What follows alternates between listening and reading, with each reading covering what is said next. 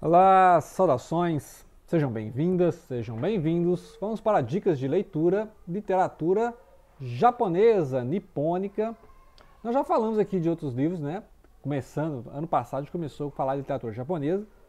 E aí a gente leu o clássico Kawabata, né? Kawabata, que ele é o Nobel de 68. E antes dele teve o Tanizaki, né? Junichiro Tanizaki. Aí eu fui pesquisar o Tanizaki, né?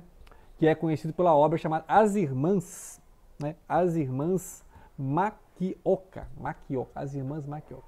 Que é tipo a decadência de uma família, né? Tem um ensaio chamado Elogio à Sombra, Elogio da Sombra, e esse aqui, o Diário de um Velho Louco, né? E tem a Voragem, que em 1928, né? Então, assim, várias obras. Então, ele recebeu o Nobel de 64, né? E aí, em seguida, o Kawabata, que já falou aqui, né? O Kawabata a gente falou do País das Neves e A Casa das Belas Adormecidas. Aí depois vem o Yokio Mishima, ou Mishima, né? Que é uma, tipo uma transição, também tem um pouco, né? Assim, tem um pouco dessa descrição, essa atmosfera japonesa mesmo. E depois tem o Haruki Murakami, que aí, dos anos 80, né, para cá, é mais ocidental. Né? E então é a transição. Né? Esses autores são de transição, porque o ensaio, por exemplo, do Tanizaki, né, que é Elogio da Sombra, vai falar justamente dessas questões do Ocidente e Oriente, a questão da influência sobre a cultura japonesa. E a cultura japonesa é interessante, porque ela adaptou bastante as coisas ocidentais, a tecnologia, né? E ao mesmo tempo mantendo uma tradição, uma cultura japonesa, né? Então é interessante isso aí. E aqui, o mais interessante desse livro é a linguagem, né? É um diário de um senhor aposentado, né? Já adoentado. Vai contar as rotinas, questão de saúde, né? Nós temos aqui a história também do Utsuji Tokosuke, 77 anos, né? E aí ele tem filhos e filhas, né? E aí vai contar o dia, né? O dia a dia. Assim, o Diário de um Velho Louco eu acho que chama atenção, porque na verdade é uma questão de melancolia, né? Eu achei muito melancólico. Tem algumas partes assim mais íntimas, apimentadas, né? Mas não é um romance erótico, como eu percebi lá no Kawabata, né? Principalmente a Casa das Belas Adormecidas. Casa das Belas Adormecidas. Certo? Eu achei o Kawabata assim, com capacidade de descrição, mas, né, assim, interessante. Mas, né, não vou julgar o autor por uma obra só. Eu espero ler As Irmãs Kakiokas, né? Kakioka. Que diz que é um excelente livro, né? E vai falar dessa transição do Japão, porque foi um livro escrito ali durante a Segunda Guerra Mundial, né? Então foi aquela transição. Sabemos que depois da Segunda Guerra Mundial, o imperador, né, o Hirohito, não é mais considerado uma figura divina, igual no Shinto, né, no Shintoísmo.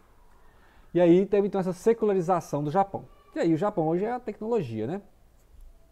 Então voltando ao enredo, né, e não só ao autor, a questão do enredo é o mesmo que ele aborda em outros livros, que é essa questão da Mogaru. Mogaru ou Modangaru é a questão da mulher moderna ocidentalizada, ou seja, são as mulheres japonesas que agora estão adotando uma cultura mais ocidental, ainda mais depois da guerra, né? Então, esse livro aqui de 61, 62, então já tem esse processo, né?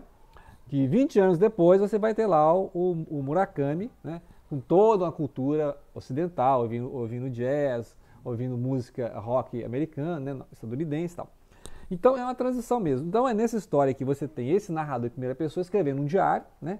Então ele vai falando dos problemas de saúde, né? Problemas de saúde lá. Não fala o nome da esposa, não falam dos filhos, né?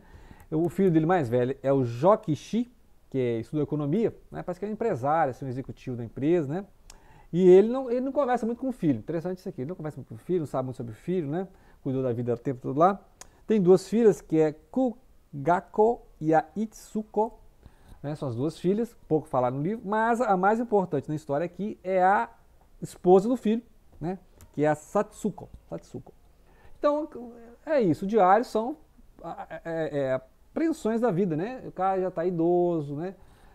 Gosta de prazeres, tipo ir ao teatro, cinema, né? Gastronomia, fala de vários pratos aqui. Então, é um cara assim meio dado aos prazeres. E ele vai percebendo que isso vai acabando, né? Vai envelhecendo. Ele falava assim, não tinha medo da morte, tinha medo da morte, né? Não pensava em morrer cedo. Mas vai ficando velho, né? Vai ficando velho, aí vai pensar, agora eu já acostumei com esse negócio de morte, né? Quando aparece os exames lá de uma doença, já, né? tá zen, né? Então ele tá zen, né? Cultura do zen budismo, né? O Japão, ele tá zen, assim, vai morrer, né? Então ele tá muito esquentando. Só que ele, né? Ele quer ainda ter contato com a vida, já que ele tá vivo, né? Já que ele tá vivo, ele quer contato com a vida. Então ele gosta de apreciar a beleza, né? Gosta, como eu falei, de ir ao teatro, cinema. Tem várias partes aqui comentando teatros, né? Atores do teatro japonês. Então acho interessante isso aqui para começo de conversa. Para começo de conversa. Porque, obviamente, que eu vou correr atrás, né? Nesse estilo de livro aqui, eu prefiro mais o Kawabata, né? Assim, né? Eu espero ler outros livros dele para julgar melhor, né? Mas esse livro aqui é interessante para começar, né? Eu vou achar esse ensaio aqui, Elogio da Sombra, que eu acho que é muito interessante porque essas fases do autor, né? Em que ele fica justamente discutindo até que nível o Japão pode se tornar ocidental ou não, né? Bastante coisa ocidental, mas o Japão conseguiu, igual a Inglaterra, né? O Reino Unido também tem isso. É bem avançado, mas mantendo tradições, né? Inclusive, o Reino Unido é monarquia até hoje, né? Tem lá o rei e rainha, etc. Certo? Então, são basicamente isso. São apontamentos diários, dia a dia, e essas aventuras amorosas que ele tenta ali com a esposa do filho. O filho fica viajando, né? Fica viajando.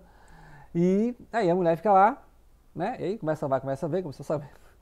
E é interessante como é que ele é muito irônico, assim, as descrições que ele faz, a análise dos personagens, né? Então, assim, não é um velho louco, né? É um velho melancólico, muito inteligente, assim, a percepção que ele tem das pessoas.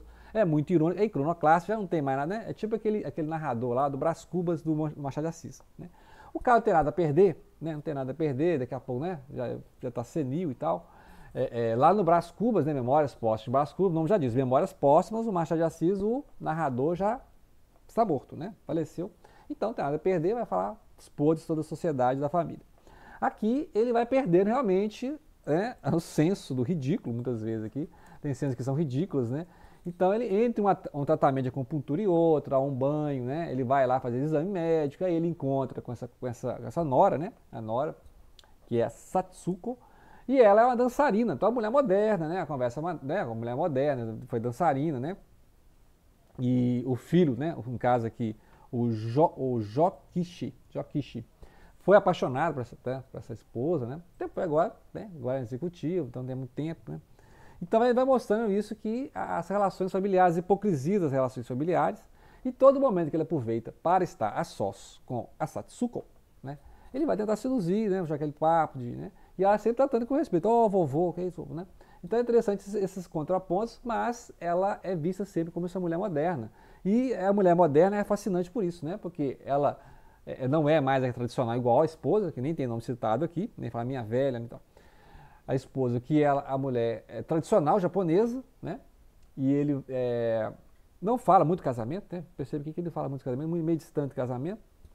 E agora que ele tem problemas de saúde, né? Não pode mais ter as amantes que ele quer, então ele vai se dedicar toda a atenção à esposa do filho, que o filho aqui raramente aparece, está viajando, está fazendo alguma coisa, né? Então eu acho interessante. O mais interessante mesmo é isso, né? Ou seja, até onde eu entendi da narrativa é a forma de escrever, em primeira pessoa, né? Intimista, ele falando o que ele pensa da vida das pessoas, né? Não é uma tão assim, erótica como é, por exemplo, o Kawabata nesses livros, né? O País das Neves e A Casa das Belas Adormecidas, que eu já falei aqui no canal. Tá, ok? Então fica aí a dica de leitura de literatura japonesa. Então tem mais coisa de literatura japonesa, né?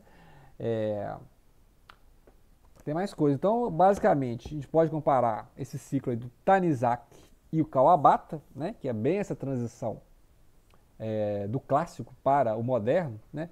No meio da transição está o Yokio Mishima, ou Mishima, né, que já tem um vídeo também sobre. Inclusive o Mishima são 4 livros, eu achei só um até hoje, né?